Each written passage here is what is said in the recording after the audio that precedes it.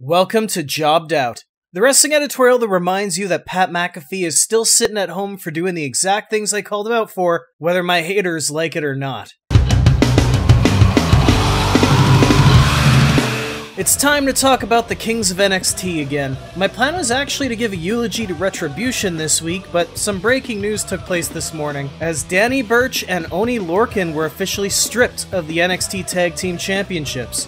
This comes after last week's NXT main event where Danny Burch got hurt and couldn't continue the match. It was revealed later on that Burch has a separated shoulder that's going to keep him out of action long enough to miss WrestleMania weekend, which, let's be real, is a week and a half this year.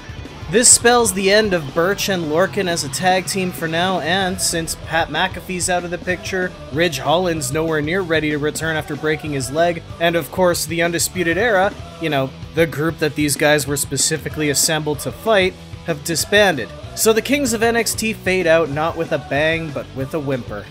Honestly, this group is pretty much done anyway once McAfee was sent home last December. Pete Dunne is the only other one in the entire stable with a storyline reason for wanting revenge on the Undisputed Era. Burch is just kind of difficult to take seriously based on how he'd been booked in the past, and Lorcan doesn't really make for a good heel. He emotes too much. He's basically the cruiserweight version of Mojo Rawley. He needs time off to repackage and go back to his old traditional all-caps ways. So what does this mean for the NXT Tag Team titles, though? The obvious answer is it's tournament time!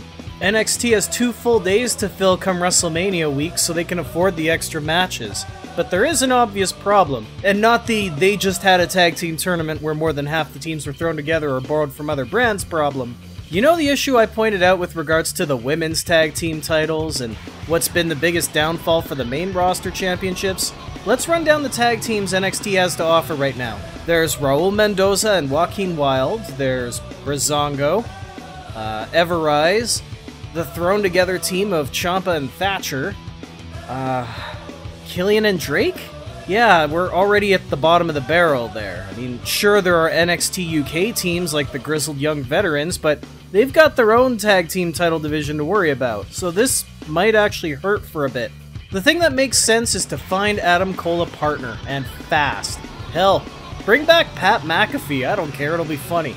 That way he can build a tournament around O'Reilly and a soon-to-return Bobby Fish, or Roderick Strong if Fish can't go, and have them focus on getting revenge on Cole in the finals. Hell, throw the Gargano way in there, whatever, you've got time to fill. Now as for Danny Burch, it's always heartbreaking to see talents get hurt, especially right before WrestleMania. If ever there was a silver lining though, it's that the Kings of NXT were already on life support. Now they can pull the plug and Burch can try to rebuild on his own. This is all just my opinion though, and I do want to know, what do you think? Are you a Burch and Lorcan fan, or was it time for these two and their stable to break up anyway? What do you want to see Danny Burch doing when he's back from injury, and who should be the next NXT Tag Team Champions? Let me know what you think in the comments, and be sure to subscribe to the channel for more, because I want you to be a part of the conversation too.